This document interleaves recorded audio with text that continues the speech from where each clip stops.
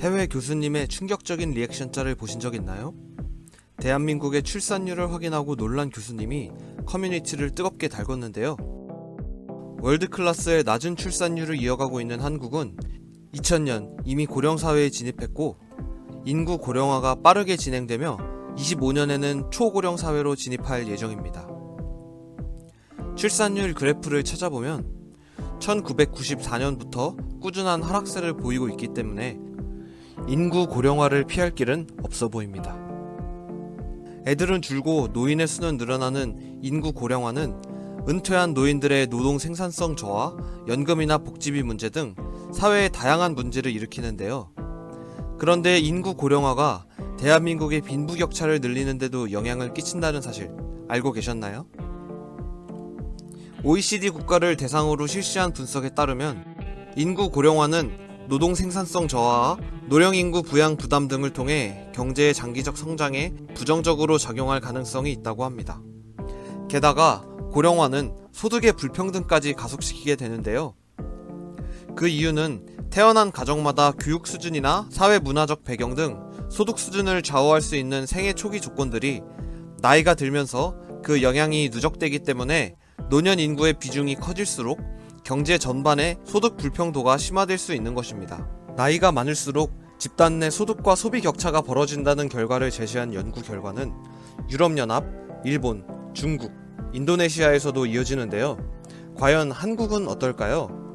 통계청 가계동향조사의 자료를 활용해서 고령층의 사람들 간 소득 격차가 확대되어 한국의 가계 소득 불평등을 키우고 있는지 알아보겠습니다. 소득 불평등도를 나타내는 대표적인 지표는 지니계수인데요. 지니계수는 0에서 1 사이의 수치로 표시되는데 소득 분배가 완전 평등한 경우는 0, 완전 불평등한 경우가 1입니다. 한국의 지니계수가 1990년 이후 꾸준히 상승하여 2009년 정점에 달한 후 정체되다가 2015년 이후 재차 상승하는 모습입니다. 즉, 약간의 등락은 있었지만 한국의 불평등 정도는 꾸준히 상승하고 있었다는 뜻입니다. 그럼 이번에는 이 지니계수를 한국 전체에서 연령대별로 쪼개서 다시 확인해 보겠습니다. 이렇게 다시 확인해 보니 모든 연도에서 완만하게 올라가던 그래프가 50에서 59세 구간을 지나가면 급격하게 상승하는 것을 확인해 볼 수 있습니다. 이렇게 나이가 들수록 같은 연령 내에서도 소득 불평등도가 크게 증가한다는 것을 확인할 수 있었습니다. 그렇다면 왜 이렇게 나이가 들수록 소득 격차가 벌어지는 걸까요? 단순히 물고 태어난 수저색이 다르기 때문이라고 할 순 없겠죠. 무엇이 같은 나이대 사람들의 소득 불평등도를 키우고 있는지 분석하여 그래프로 표현해봤습니다. 앞에서 살펴본 그래프처럼 나이가 어릴수록 소득이 비슷하고 나이가 많을수록 소득 불평등도의 절대적 수준이 높아지는 것을 알 수 있죠. 막대 그래프의 세로축 길이 차이를 보면 거의 3배 이상 차이가 나는 것을 한눈에 살펴볼 수 있습니다. 막대에서 가장 많은 비중을 차지하는 것이 파란색, 즉 근로소득 부분인데요. 모든 나이대에 걸쳐서 소득 불평등의 핵심 요인으로 작용하고 있습니다. 60대 이상 고령층으로 가면 소득 불평등이 크게 일어나는데요. 정년이 60인 기업이 많기 때문에 은퇴한 가구와 현역인 가구 간의 양극화가 일어나는 것으로 나타났습니다. 소득 불평등 기여도로 다시 돌아가 보면요. 60대 이상의 경우 근로소득뿐만 아니라 사업소득 역시 불평등에 기여하는 바가 꽤나 큰데요.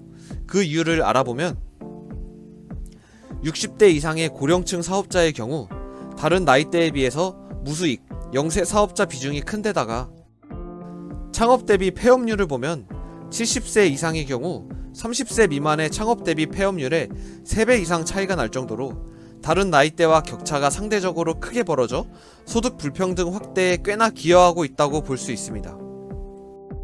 임대소득 또한 축적된 보유자산의 격차로 인해서 고령층 내 소득 양극화의 중요한 이유로 꼽을 수 있습니다.